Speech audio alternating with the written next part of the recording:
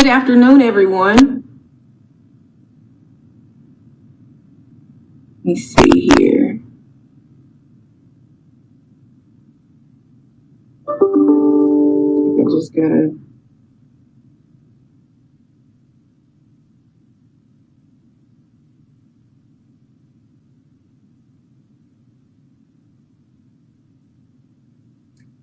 Good afternoon. We're gonna go ahead and get started.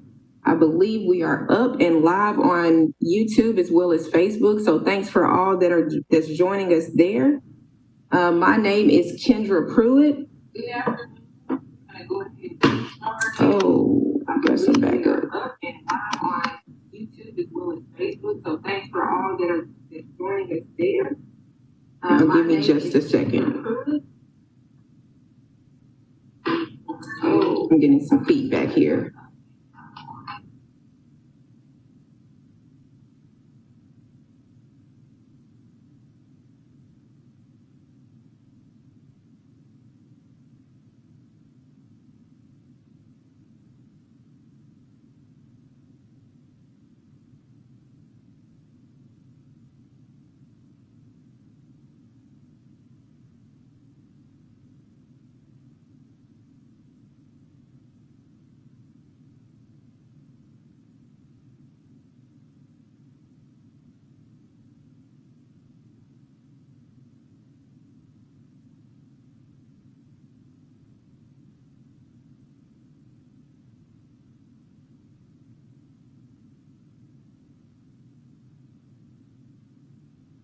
Were you guys hearing that feedback?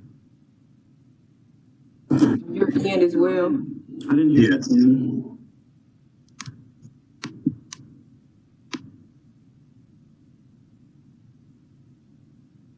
Were you guys hearing that feedback?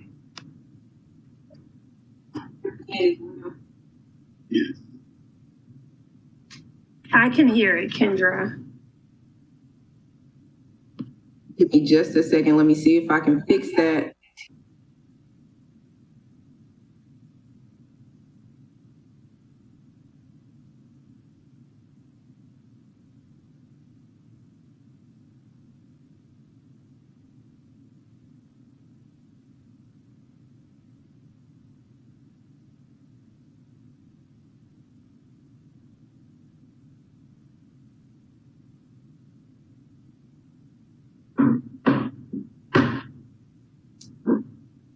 Let me try this again. Let's see if we hear it again.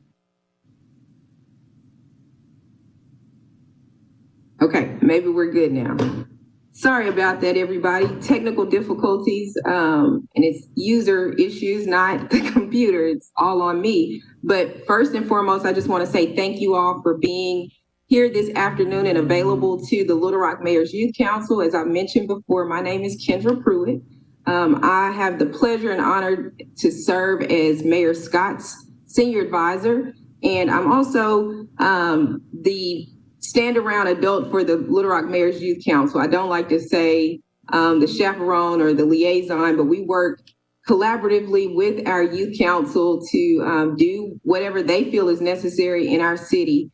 And the mayor has charged this group with civic engagement this year. We know that this election is one of the biggest, if not the biggest, of our lifetimes. And so they are really working hard to just learn more about civic engagement. Some of them will be able to vote in this election, some won't, but they still have an impact and an influence. And so we're targeting our Mayor's Youth Council to not only help us with educating, but also executing a get out the vote strategy here in Little Rock.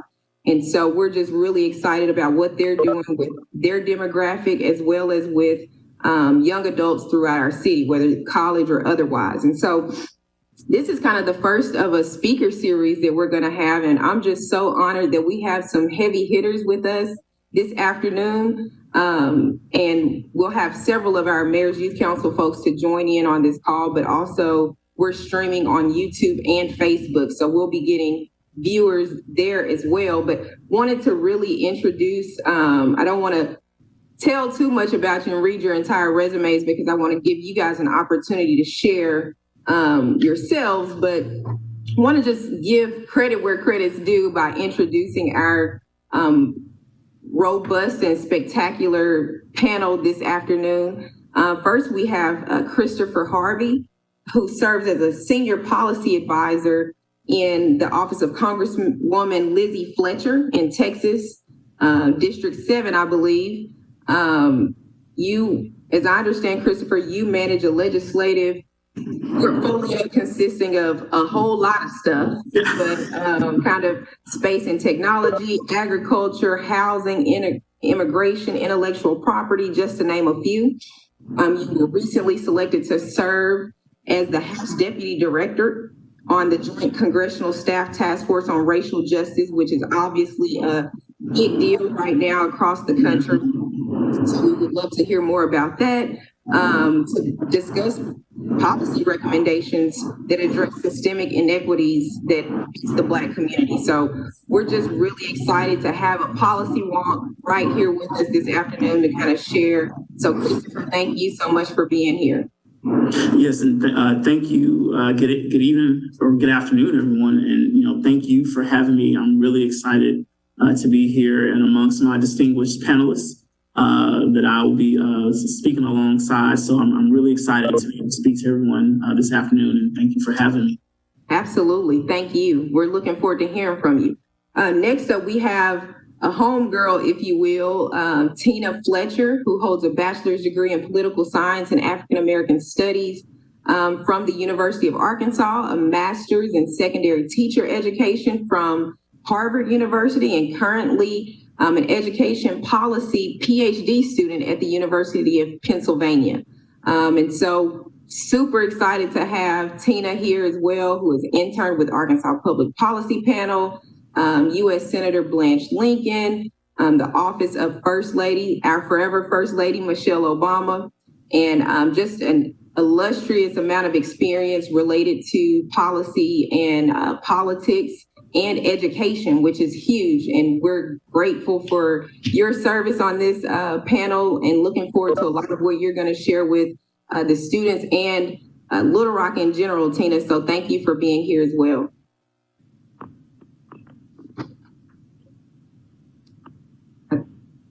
I'll go on to the next one. I know Tina was on. Oh, there she is. I see. Sorry, I was on mute. I was like, I know I saw her earlier. Thank you, Kendra. You know, I'm excited to be here. Anytime there's an opportunity to talk about young people or to young people about voting, I'm all in. Absolutely. Thank you. And lastly, but definitely not least, we have Deontay McClendon. Deontay uses creative approaches and critical thinking conversations and has a passion, a known passion for student engagement. And Deontay is kind of my counterpart for the city of Austin and works with the youth council there, but also oversees 3 other programs: College Student Commission, the Get Ready, a STEAM-focused high school summer internship program, and as I mentioned, the Austin Youth Council. So we're just excited to steal some ideas from the Austin Youth Council and really learn more about what you're doing to really further policy efforts through youth in Austin. So thank you for being here as well, Deontay. Sure thing. Thank you so much. I'm so excited for the conversation. Looking forward to it. Thank you. And we were going to do a little bit of Mayor's Youth Council business, but I'm so excited and want to be respectful of y'all's time and as well as everyone else's time. So I'd rather just jump right into the conversation. So I'll stop sharing my screen here and make sure that we're all good. I want to, again, before we jump into the conversation, not only thank all of you, but thank our partnership program, Rock Our Vote. Tamara, better known as TAP, is working with our Mayor's Youth Council to make sure that we are doing all we can in Little Rock. So I just want to give a shout out to Rock Our Vote and TAP, who's on the call. We have a couple of our students on as well. And so just really grateful for this partnership because it takes all of us to do this work, this very important work related to civic engagement and voting and things of that sort. So Tab, do you want to say a few words about Rock Our Votes before we jump into the dialogue with our panelists? Yeah. All right. Hey, everybody. Can y'all see me? Can y'all hear me? Hey, how y'all doing? I'm just so glad that this conversation has came into fruition with some good friends of myself and friends of Rock Air Vote. And these panelists, they are experts in their field. They're doing some amazing work. And what better, thing could you do when you have people who are young, who are making moves in their spaces, but also, they actually have a passion for the work that they're doing. And, I have had an opportunity to be around each individual in some capacity, even if it's just, having a friend of a friend. And the work that they're doing, it's amazing. So we need more young people who are doing great work, but also who can, share like what it's like to be a millennial, a young person who's making strides and change in the community. And as I always say, you don't have to be a politician to take a role in your civic engagement or in your duties. You just have to be willing to do the work and be a part of the change that you want to become. And so I appreciate each person, Christopher, Tina, Deontay, for answering the challenge and the call to, just come share with the young people and across the nation with the work that we're doing, because it's important. And even if you look back at, just history, the giants before us that showed us who we now stand on, they was actually young when they started the movements. And so, it's all about just having that driving, the thriving to make that change in the space. As again, I say thank y'all so much for, answering this call, because it's important, and just simple conversations like this leads to discussions to allow people to really think, because I don't think that we have enough discussions besides, the keyboard bullying sometimes, not us per se, but they have so much going on with, they try to be right, but just actually sitting down and having conversations. And I was talking to a friend last week, she said, sometimes we put a negative connotation on disagreement. Just because we disagree doesn't mean that we don't have to, be friends or, still work towards a common goal. So there may be disagreement here on this call or just a different view, but we also have an opportunity just to learn from each other. We appreciate y'all and just the work. Thank the Little Rock Mayor Youth Council for allowing us to share in the space of, what we're doing. So I appreciate y'all, and I can start rambling, but I'm excited for the conversation. So, yeah. Thank you so much, Tap. And again, just some ground rules. Let's try to keep our phones on mute or computers on mute unless we're speaking, so we can avoid the background noise, but really want to learn as much as we can in this short amount of time that we have together. So this first question for any and all of our panelists, I kind of read a portion of your bio, but can you tell us a little bit more about yourselves that may not be in that resume or in that bio that gets read, that you want to share, that particularly may be helpful or impactful or interesting for the young people about how you got to where you are and in this space that you're in? Tina, you want to start us off? Sure, I'll go first. Can you guys hear me okay? So I'm from Arkansas, as Kendra read in my bio. I grew up in a small town between Conway and Russellville. I've been in DC for 10 years on and off. So when people ask me where I'm from, I just say Arkansas. But now that I'm speaking to a group of Arkansans, I can explain where. And I knew growing up in this small town, it's a very conservative, predominantly white, predominantly low income community. So I grew up seeing a lot of the things we're seeing unfold today. I grew up around those things. I've seen over time some of the best and worst of our home state. So I went to the University of Arkansas. I'll say this to the young people. I wanted to go to an HBCU. I know that's an interesting conversation right now, but I went to the U of A, and my dreams and goals were always to come back to Arkansas and to run for office. I was a political science major. I taught high school government in Southeast Washington, D.C. That was my dream, was to come back home. And I think the message today for a lot of young people from Arkansas is to get your high school diploma and leave, to go to college outside of the state, or if you go to school in Arkansas, to leave and go to a big city. And, I did that. That was my life for the last 10 years. And my heart was just really pulled back to Arkansas to do work in our home state. And so that's the one thing I always like to leave young people with, is that, all of the things that I've done and everything you'll read in my bio, I would have never made it to those places if I didn't grow up where I grew up and I didn't have the experiences that I had in Arkansas. Our home state is the reason why I was able to accomplish all of those things, and really staying true to who I was, and staying true to my values and my morals are the reason why all of these opportunities, one after the other, literally in the order they are in my bio, they presented themselves because I stayed true to who I was and what I wanted to do with my life, which was just to help people. And so I'll leave it at that.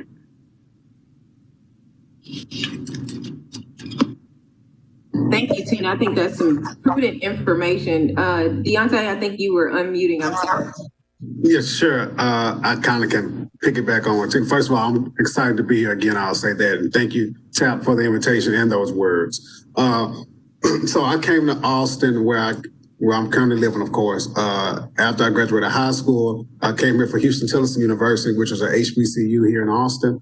So I did attend HBCU here. So after that, I started working at a school called Aikens High School here, doing restorative justice work, and then applied for the city of Austin. I was working in a part-time position at the time. So I would also say not just leaving home, but start small. Starting small is okay.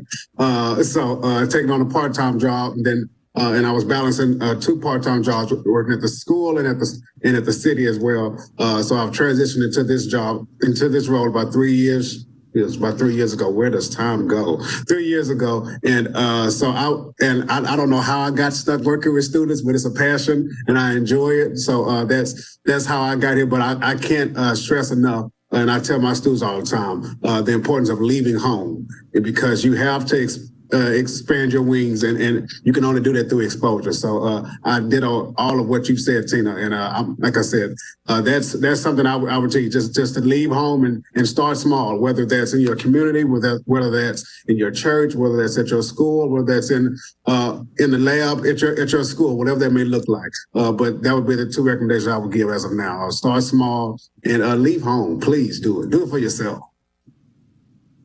That's good. I like that. Christopher?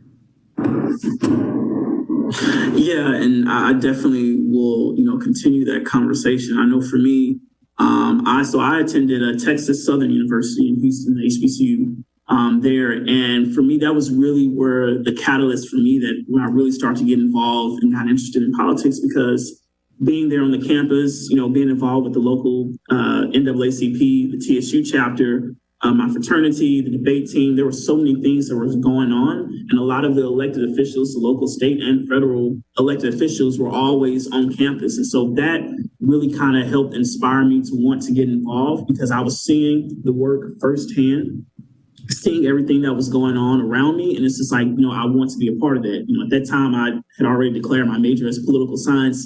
So that was something that I was already interested in. And like, Deontay said, get involved, start small. That's, whether that's volunteering for a local campaign, volunteering for organizations that share the same passion that you have for whatever issue. Those are things that will help you stay involved and get you, at the forefront of a lot of issues. And I think that's just very important for me. My first job out of college, I worked in county government. I didn't realize how important county government is to the everyday things that we see at home, when it comes to healthcare, even the roads that we drive on, all that is done on the county level. The records, court records, things, the county clerk's office, marriage license, death certificates, DMV information, like all that is done on the county level. And so for me, that was a wake up call, and to understand that why it's important to understand what goes on around you. And for the people that are listening, I would say one of the first steps was to get involved locally, but you all have already done that because you're involved with the Mayor's Youth Council. So that's going to be very important to kind of have a lay of the land of understanding what's going on around you and how it can affect you and your family. Y'all are just in my questions already. Y'all are down the list, so this is perfect. If you guys don't mind sharing, talk about, for the young people in particular, why is civic engagement important? And if you would talk about it just holistically in general, and I know you guys have kind of tapped into it a little bit, but also specifically to this season, in light of what we're seeing across the country. All of our communities are affected by this, what I like to call our justice movement of our generation. Why is it important for young people to be engaged civically? And before you guys dive into that question, our mayor has joined. And so, Mayor Scott, thank you for being a part of this call. I know you're busy, but you took out some time for the Mayor's Youth Council and our great speakers. So please say a few words if you'd like. Well, good afternoon to everyone. It's good to see a lot of great friends with Tina, Deontay, and Christopher. Thank you guys so much for taking time out of your weekend to be with our Mayor's Youth Council. Very grateful for the students that are part of this. They are truly leaders and will be the next leaders of our city. Thank you so much to Kendra for leading this as well and all that you do for the city of Little Rock. And so I'm just here to listen for a short while before I head to another event, but want to make sure I made time to be with each and one of you, and just grateful for the time that you are spending with our youth and our next leaders. So thank you also to the Mayor's Youth Council. Good seeing you guys, I guess about a week and a half or so ago as we celebrated the 63rd anniversary of the Little Rock 9. Thank you, Mayor. We appreciate you joining in and saying hi to all of us. And I just posed a question to our panelists about why civic engagement is important. And so anyone who wants to dive into that question to talk about it in general as well as related to our justice movement, as we call it, please feel free to share. Yeah, now I'll go ahead and start this one. So it's the opportunity for anyone, whether you're a citizen, constituent, whatever the classification is, that civic engagement component is going to be very important, because what you're seeing is you'll see issues that you want to get solved. You'll see issues that you want to get addressed. And the best way to do that is, one, again, we talked about it before, to stay informed on what's going on so you have all the facts. But the other important factor is that, we have local, state, and, federal officials.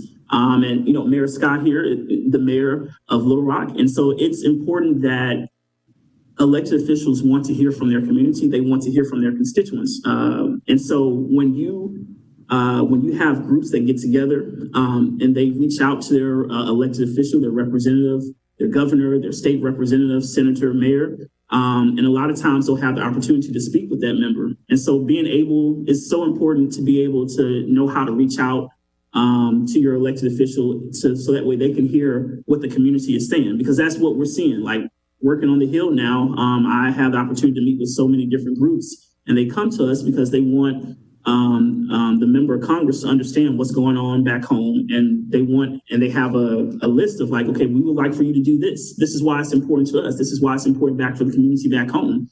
And so being able to do that is going to be important. And there's many times where I've met with groups of young people, people that are either in high school, college, and they've all come together, and some even traveled to DC and sat down with us and was like, here are the issues that are important to us. And, we feel that you should know about this. And so having that connection and being able to know how to reach out to an elected official is going to be very important when it comes to the civic engagement component of it.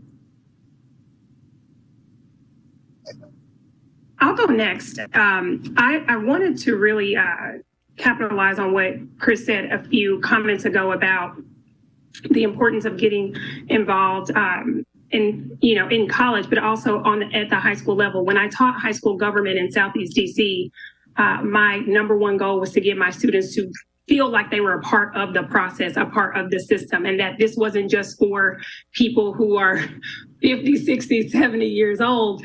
And I know Chris and Deontay, you guys may not have been able to be as knee-deep into Frank's run for mayor as me, my twin sister, and some of our friends were. But for us, this was just such an exciting moment to see someone who was under 40 running for mayor of the capital of our home state. And winning with support from all over the city, you know. And so I think with students at the high school level, I personally believe 16-year-olds who are working and paying taxes should be able to vote. So I think that's also something that I would love to see happen in my lifetime. But I think it's so important for young people to know, even if they can't vote, even if they're 15 or 16 years old, getting involved on the local level is so important. We are all looking at the presidential race. Like, I know everyone's always excited about presidential races this year in particular, but I think one of the most important races happening in Arkansas right now is the congressional race for the 2nd District. And we have to show up and we have to vote and participate. Even in off-cycle years, we have school board races going on right now. We have city council races going on right now. And to me, those races are most important to our high school students. And the last thing I'll say, especially for the folks that are in the Mayor's Youth Council, you all are clearly really involved and probably one of the most civically engaged members of your family. You are the voice oftentimes for your extended family. And I'll give you an example of something I did today. I did not know this. I learned this year that if you have a felony on your record in Arkansas, but you've served your time and paid your fees or your fines, you can vote. And so I text everybody in my family that I know has a felony on their record and say, go to this link and find out if you are registered, and then go to this link if you're not registered or registered to vote, because tomorrow is the deadline to register to vote. So again, even if you're not old enough to vote, you can oftentimes be the person in your family who is sharing that helpful information that Chris was talking about that a lot of people simply don't know. We have to get more involved in our local races because those are the ones that impact us close to home. I don't know who made the comment about the roads, but that is so true. You pay tax dollars for roads to get fixed. So please stay involved in what's going on locally. I would simply say, this is just from what I've seen, is that when students amplify their voice, students become unstoppable.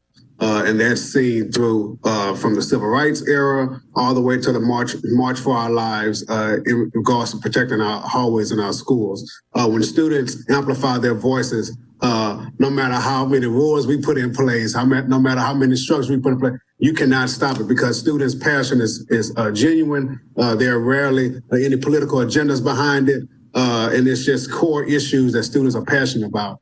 Even just locally within our city, we've seen students lead the efforts into removing the youth curfew law, changing that because a lot of students gained a lot of truancy from that. But we've also seen it through helping put portable restrooms near homeless communities. And I say that to say that's just on a local level. And we see nationally students leaving out of schools about school shootings. So we see on all forms how important it is when students amplify their voice. And I'll also say the reason it's so great to get involved with civic engagement is don't complain about anything you're not going to contribute to. So there are a lot of issues that are always growing and always going to be in front of us.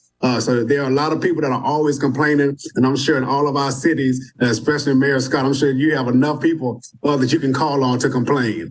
But when it comes to contributing and putting in work, that's not something you have to be over 18 to do. And I think that recognizing your voice and the concerns that interest you and contributing to that can make a huge difference for students. That's great, guys. And kind of piggybacking off of what a lot of you have shared, we talked about, I think, Tina, you mentioned how local races are so important. Everyone has mentioned how we should start small. So can you guys give some examples of really specific examples for young people of how they can engage civically, volunteering for campaigns? I think, Christopher, you mentioned any other suggestions you have to really get them plugged in right away. As you mentioned, you don't have to be 18, you have to be 18 to vote, but you don't have to be 18 to get involved. So what suggestions do you have for those who really are kind of itching to get involved? I would start and say, and this is going to sound very elementary, but start with where you are in regards to knowing what's going on around you, the issues that concern you. If I know that it's a water issue, I need to know what's going on with the water department if it's a city entity, because I'm learning we don't typically care about issues that don't concern us until it hits home, like in regards to this pandemic, in regards to traffic, in regards to anything that we encounter. So don't think you have to go to a whole city council meeting and know the entire agenda. Pick one or two things on there. It may be transportation, it may be climate change, it may be homelessness, it may be food insecurity. So I think just starting with those issues, because that's easier for you to learn and also teach others within your community, at your dinner table, things like that. So just starting with learning about issues that are important to you and just plugging in then, even if it's through local organizations. So that would be my first step, I hope.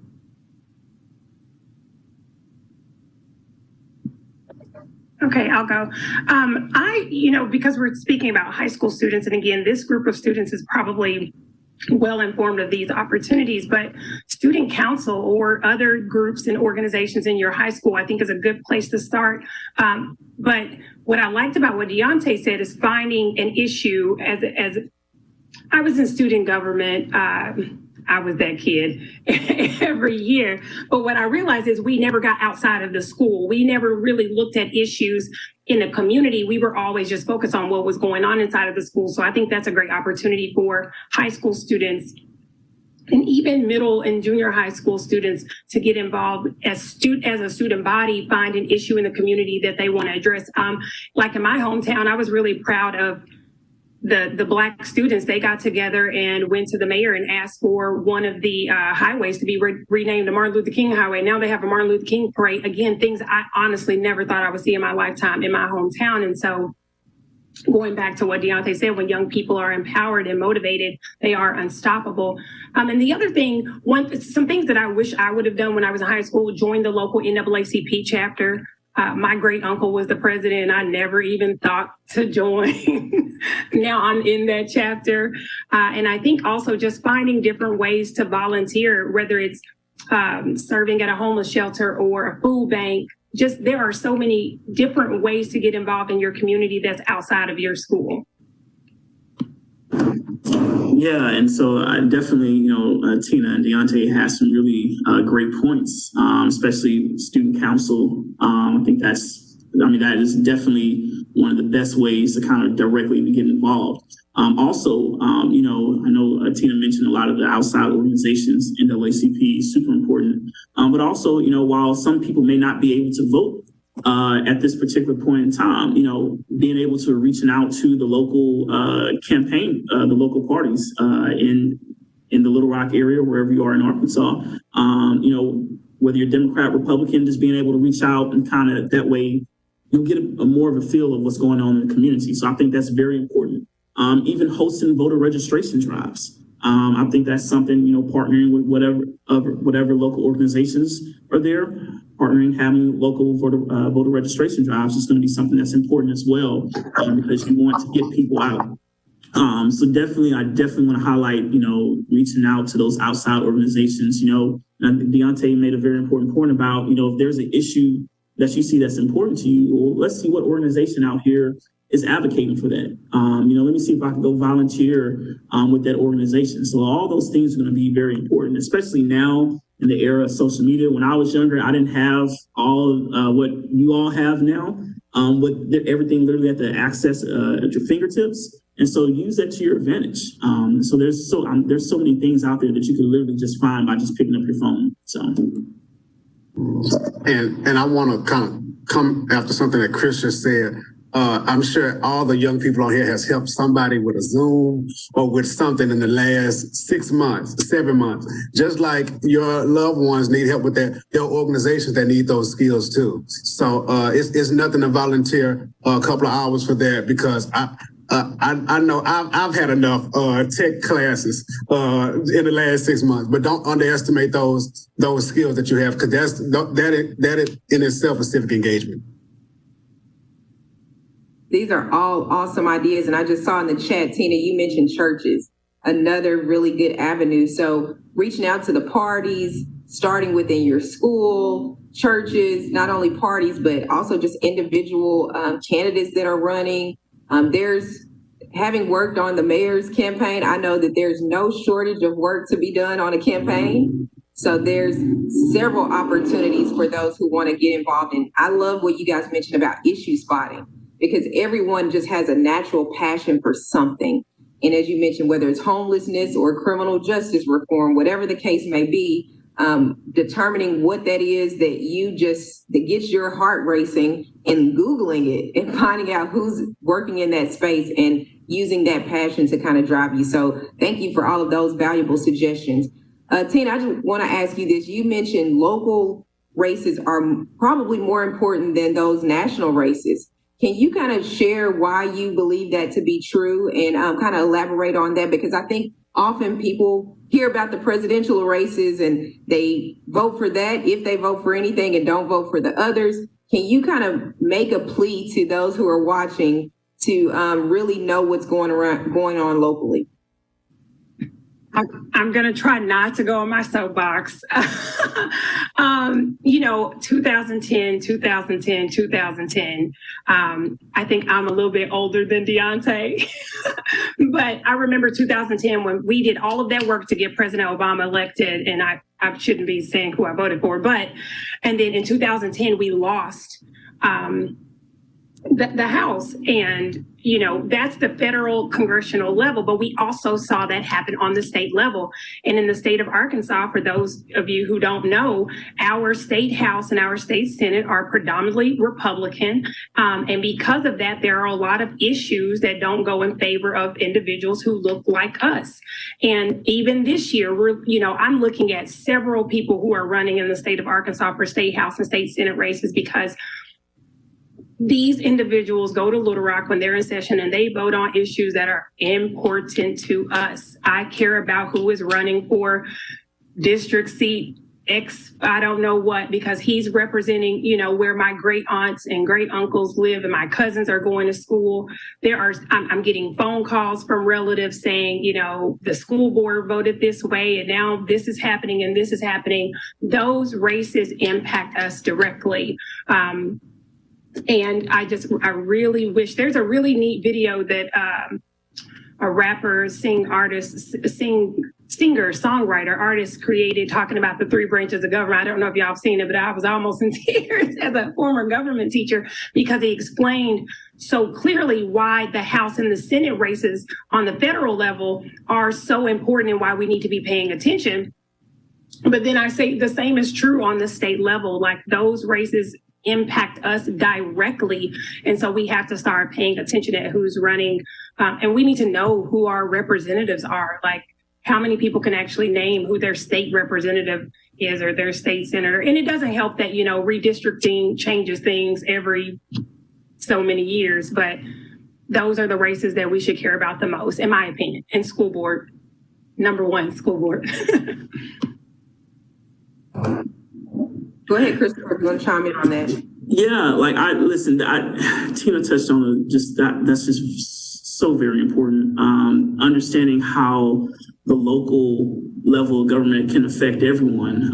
We mentioned, we said that, when we have a presidential race, that's the most, that gets all the attention, it's the most attractive. It's like everyone's talking about who's going to be the next president. But the reality is that when you see bills, these federal bills that are passed on the federal level, it's up to those bills that are passed. So let's just say the CARES Act that was passed. It's up to the state governments and the local governments to kind of implement that. And that really is the most important thing. Everyone says, all politics is local. That's true, but also all policy is local as well. You can have a state government pass new voter ID laws. It's going to be up to the county to implement that. So it's super important. And I just really want to reiterate that, as Tina mentioned, understanding what's going on at the local level, understanding who the power players are and who makes the decisions, and understanding what those issues are going to be so important for anyone. If we're talking about civic engagement, just to kind of understand what's going on. So you definitely want to make sure that, you understand who the local leaders are. Deontay, do you want to chime in on that one too? There's not too much more I can say other than I think it's important. Local elections and local candidates and those that are elected officials affect us directly. Unfortunately, and Tina made the thing about churches. I have a big problem. This is my small soapbox. Politicians that come to our churches and ask for our votes, but we don't know what your policies are. We don't know where you stand. We don't know who you are. We don't see you for the next 2, 4, 6, 8, 12 years. So I think just knowing not just what roles that they serve in, but knowing that these roles have some important powers. Knowing like the railroad commissioner is not over the railroad. So I think just like knowing those important things is on the local level impacts us directly and very quickly. Absolutely. And just, I want to reiterate everything that you guys have been saying for the young people who are watching and even the old people who are watching on social media. It is imperative that we know who our local officials are. And it's not just partisan politics, you know, the president, the Democrat versus Republican, but a lot of the decisions that we're talking about across the country, criminal justice reform, mayors generally hire the chief of police.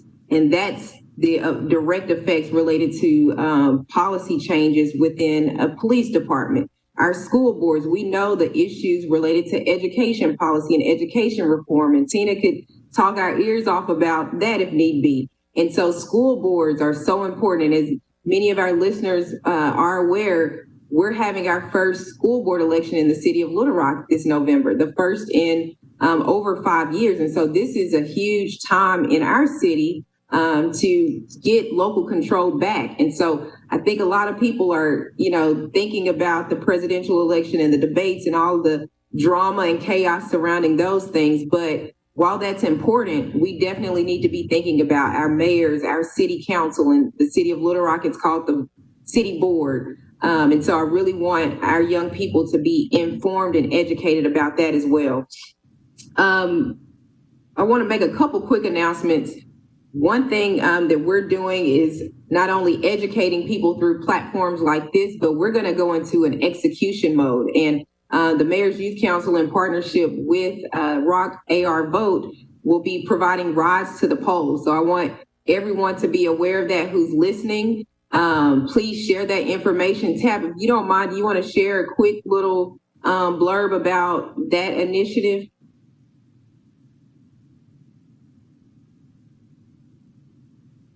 We might have lost your sound, Tab. Oh, we can't hear you.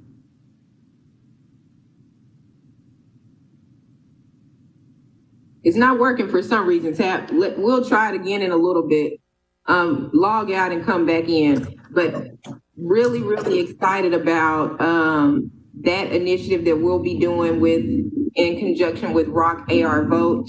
Continuing, I want to tell everybody who's listening, you still can register to vote. Tomorrow is the last day. Get your registration in if you haven't already. As long as it's postmarked or turned in by tomorrow, you can get that in. So please, deadline to register to vote, October 5th, October 19th. We know early voting starts here in the city of Little Rock. So I just want to throw those dates out there whenever we have viewership to be sharing that information with everybody. Can you hear me now? Yes, we can. Go ahead. I'm going to tell you what happened, okay? So my other little phone was on muted, and then it's just a lot. But so we have partnered with an organization who will help provide rides to the polls. And so we're all about execution. So we're going to go out, pick up students, pick up anybody that we can pick up. If you're on the side of the road, you want to go vote, we will take you to the polls because we believe in, you have to meet people where they are. So we're going to be providing rides to the polls as well. There will be food trucks set up at different polling locations. So we do know that sometimes it can get a little daunting out there. Folks get thirsty, people get hungry. So we want people to stay in the lines. We would like people, to really enjoy this time let's make it history, making some change in not only our city, but in our nation. So if there's some people on the live who would like to help volunteer with those efforts, just reach out to us. You can reach out to Miss Kendra Pruitt, and she can get the information over to us, and then, we can just make it happen that way. But we do believe in, if you want to see some form of change, you also have to put yourself out in that space to make change happen. So, we're partnering with the local food trucks and the urban league. So we're going to make this happen. So there won't be no excuse why you didn't get to the post, because we coming to get you. Don't be hiding, because I will come and knock on your door. Thank you, Tab. We're excited. You, again, meet people where they are and be helpful in whatever ways we can. I want to shift gears just for a second, Christopher, and talk to you as a fellow policy wonk, I like to call myself. I'm really interested in hearing about the proposed policy recommendations that address systemic inequities facing the Black community. And one thing that we, the Mayor Scott ran on is uniting Little Rock. And so as I head up a lot of his policy initiatives, I have kind of an overarching umbrella of equity. And how do we ensure equity is infused and permeating through everything that we do, whether it's economic development, whether it's education, whether it's affordable housing, or criminal justice, whatever the case may be, we want to make sure equity is infused in that. So I would love to hear if you kind of talk about that task force on racial justice and reform. And I think a lot of our listeners would be intrigued by it. Yeah, so, one of the things with, being a Black Hill staffer and with everything that happened with George Floyd this past year, it just, the reaction to that it just became so much. And a lot of us were thinking, well, we work on the Hill, we have access to members of Congress. We understand how this process works because we see it every day. And what can we do to play an important role in that? And so for us, we were all able to get together, Black Hill staffers, and some of us were selected to serve on the Joint Congressional Staff Task Force on Racial Justice and Reform. So you have Black Hill staffers from the House side and Black Hill staffers on the Senate side that have come together to determine, these are the issues that we feel that we're seeing back home in our communities as Black people. And so right now, I know we just recently sent, last month, a letter to, House and Senate leadership outlining, the issues that we see are important. And showing that, we have come together and we'll be releasing a policy proposal that we'll be sending out. And that's something that we're still working on right now. So that's for us, that is the next step. But the whole point of that is for us to kind of be able to do something, because when we look back at this 10 years from now, I want to be able to say, well, I was in a position to be able to try to help enact some change. And so for us, that's really important. While we're still on the Hill, we want to be able to do our part. Like we're seeing other members of Congress doing, and we want to be able to do our part as Hill staffers. And so the policy proposals that, we've broken it down to some of the top 5 issue areas. So building Black wealth, healthcare, transportation and infrastructure, environment, just to name a few of the categories that we have. Like I said, we're still working on that now, but those are the things that, we're looking at bills that, we feel that can address those issue areas appropriately. And, we'll be compiling all of that, and we'll be sending that to, House and Senate leadership, as well as the Congressional Black Caucus. And so it's just, I'm really excited to be a part of it. Some of my colleagues that are working on it with me. And for us, this is the moment that, when we can say this is what we did while all this is going on. A lot of times, I often would have conversations with friends. It's what if I was born, or what if I was of age during the civil rights era in, the 50s and 60s? What would my role be? Would I be a freedom rider that are, going around, driving around the country, sitting in different restaurants? What role would I play? And so for me, this is important because what we see going on now, this is the role that I'm playing, and I'm using what I have, my skill sets, to kind of help enact change. And so that's just something that's very important to me. And we're really excited, to have that task force going right now. That's awesome. And Christopher, just for my curiosity purposes, will you guys be publishing something related to kind of your recommendations or findings, or is there a way for folks on the outside to follow the progress that you guys are making related to that? Yeah, actually, so if you go to congressionalblackassociates.com, so CBA is the official staff association for Black Hill staffers on the House side, and then the Senate Black Legislative Staff Caucus is the official Senate association for Senate Black Hill staffers.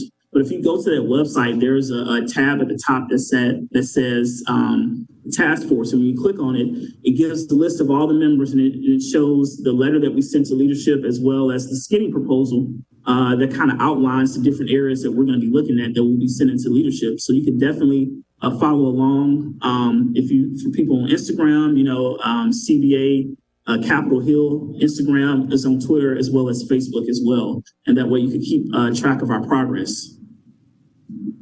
Awesome. Thank you for sharing that. When you were talking, you mentioned, being able to look back in 10 years or 25 years or 30 years. What will we be able to tell our children? What will we be able to tell grandchildren? What will we be able to tell, whomever at that time? And I think that's such an important question to ask ourselves.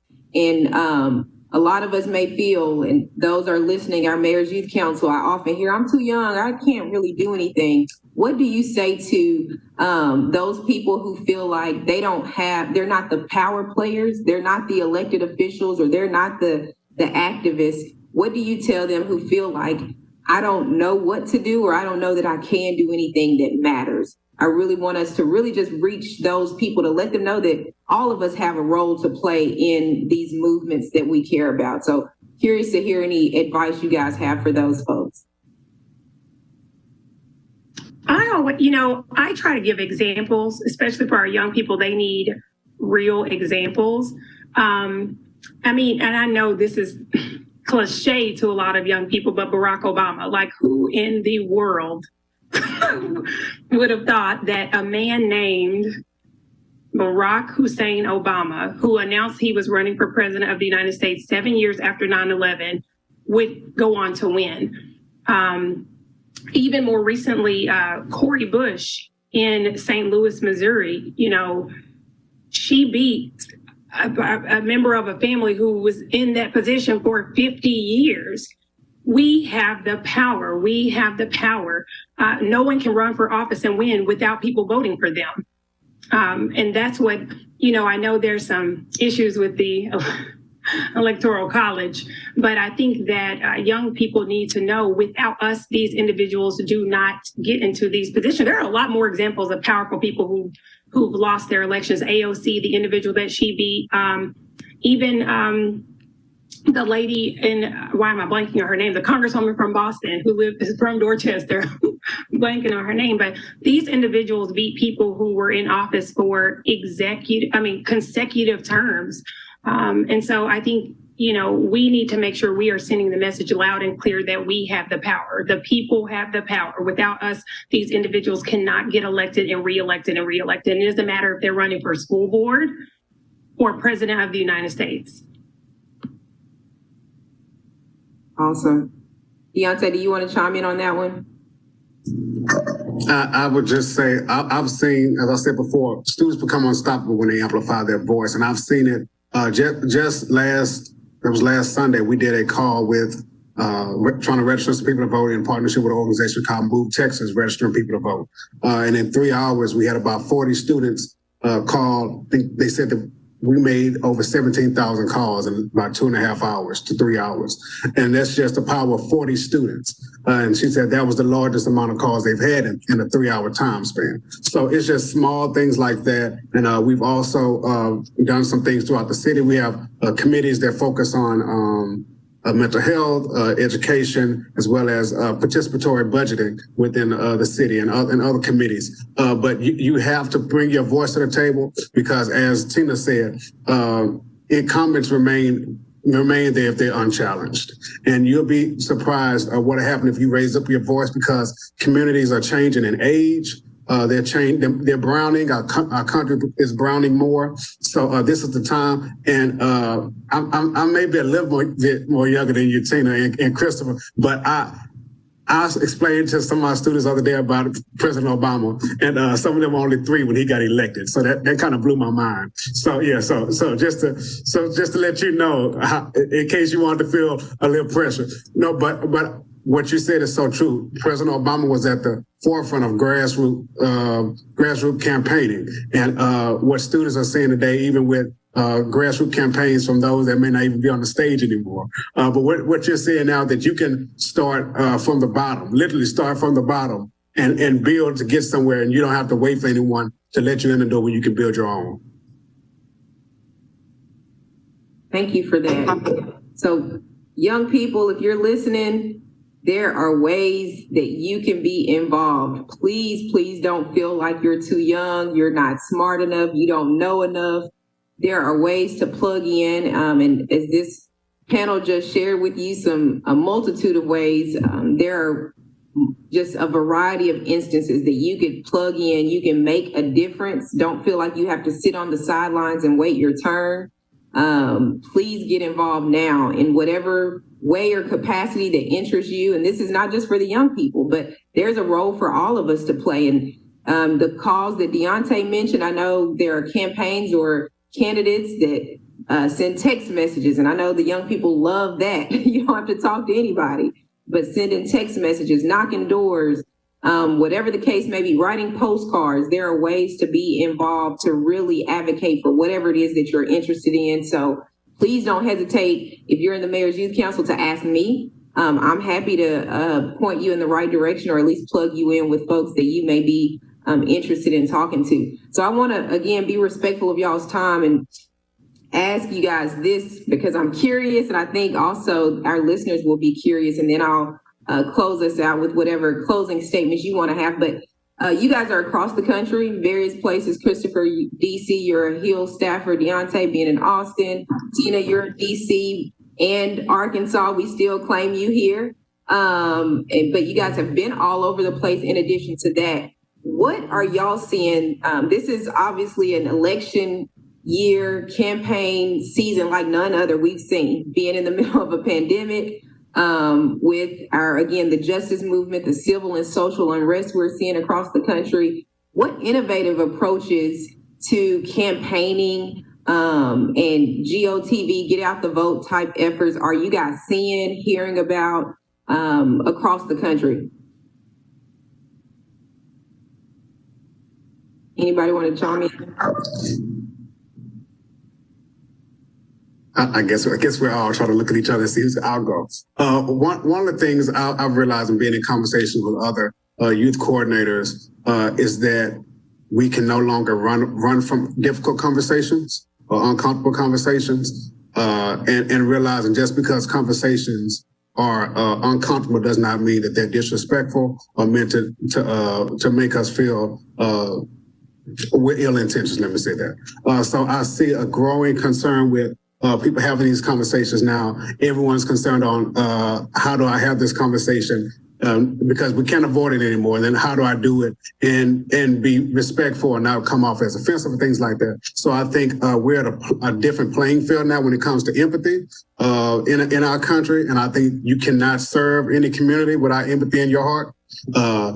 You cannot serve any country without empathy in your heart. So I think understanding that, just knowing that we're going to have difficult conversations to come, and as Christopher pointed out, it's not just about race and protesting in the streets. We want to be able to have these conversations around education, around criminal justice reform, around healthcare, around issues that concern us on a daily basis. So I think as we're becoming more open to the conversations, and also realizing that students are not waiting for permission to make a difference.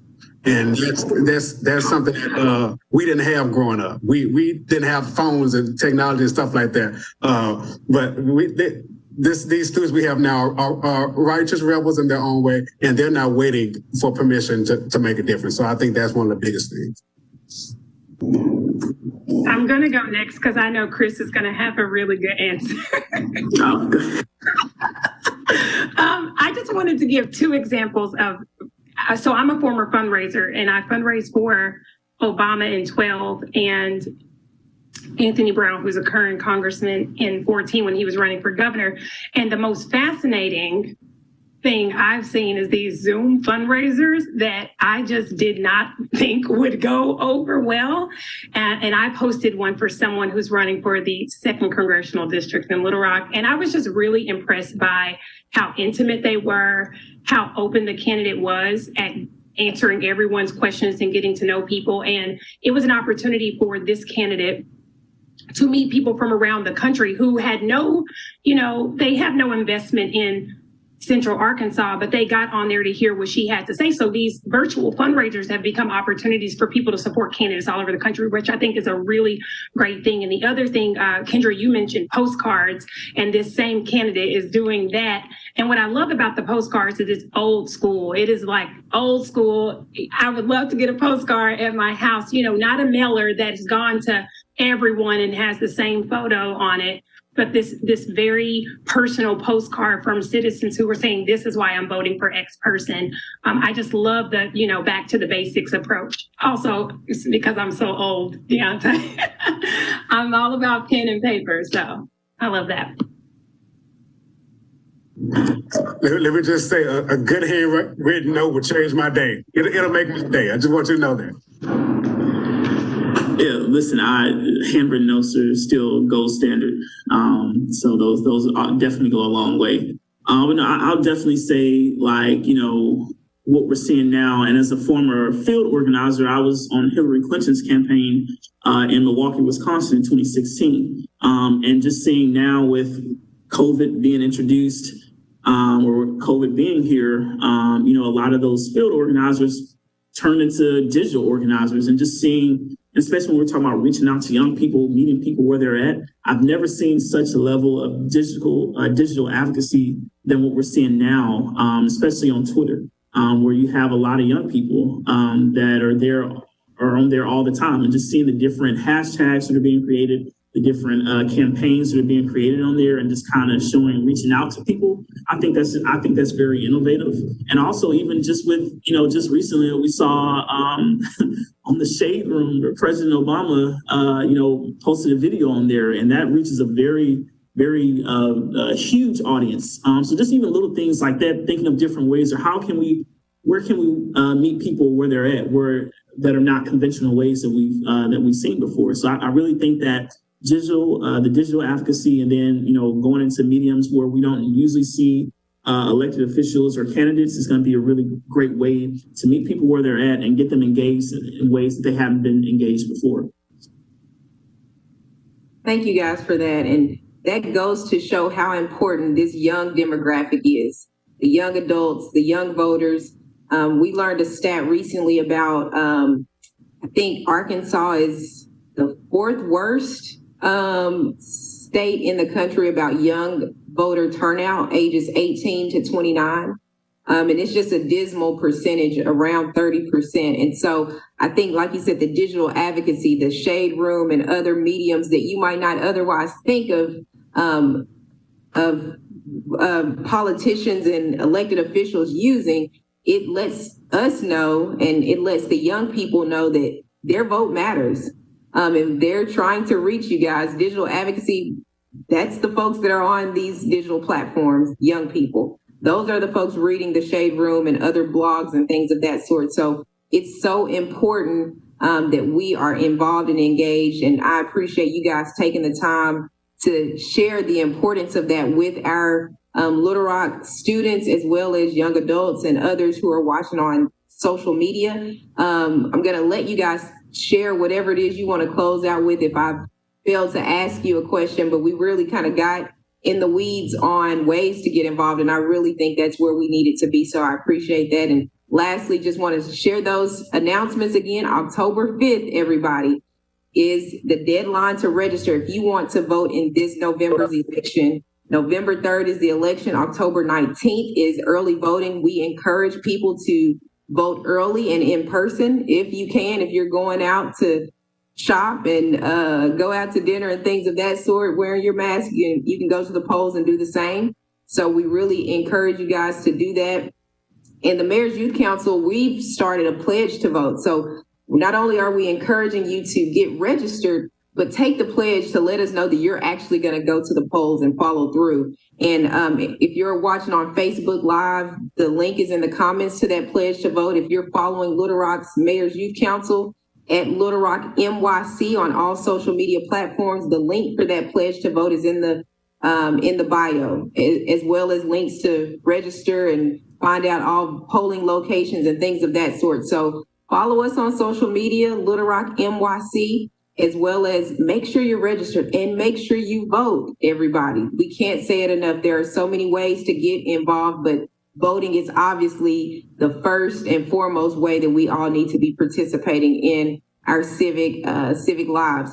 So I'll start with Deontay, if you don't mind, with any closing statements. Again, thank you guys so much. You are such an illustrious and pleasant panel. We appreciate all of your wisdom and look forward to partnering with you guys again in the future. Deontay. First, thank you so much for having me and the other panelists. I'm sure equally grateful to you, to Tab, to Mayor Scott. Thank you all for the opportunity. I will end by saying something I've been trying to encourage students and even talking to other youth workers about is figuring out how to use your privilege as a platform. We all know sometimes we think about it in regards to white privilege only, but we all have our own privileges at our own to our own detriment, to our own benefit, however you want to perceive it. For example, I know as a Black person, I have issues that I deal with as a Black man, but that doesn't stop me from advocating and using my privilege for women as well. So I would encourage you to say, figure out a way that you can use your privilege as a platform, figure out what you can do to advocate for someone that may not have the same resources you do, or may not have the same connections you do, or may not go to a school that has adequate technology like you do. So figuring out what it is that you can do to leverage your privilege to help someone else. Absolutely. Christopher? Yes, so definitely first let me say thank you again for having me. Thank you for the invitation. Kendra, thank you for hosting and moderating, and thank you, Mayor Scott, for being here. Also, my frat brother as well, so 06 to that. I would definitely say that I think we had a really great conversation, and if anything, the biggest thing that I want people to leave with, obviously, if this is your first time voting, this is going to be something that's going to be one of the most important things that you're going to do. So take it, it's that serious. And then two, we talked a lot about, the local level here, like see which candidates are out there, see what their platforms are, see what they're saying about issues that affect you as well as your family. And just really kind of get that connection, because that's how it starts, reading those platforms, reading those proposals and seeing what they're going to do. If they're elected, is going to be important. And I really think that once you have a good understanding of the area that's around you, the community that you're in, that is going to be the best way to kind of start building that foundation that you'll have in policy and politics. I definitely just want to reiterate to get involved in the local level, find organizations that are doing the same thing, that share those passions that you have, and start from there. Once you do that, you'll start seeing that passion start to evolve into something even greater. So always be a part of something bigger than yourself at the end of the day.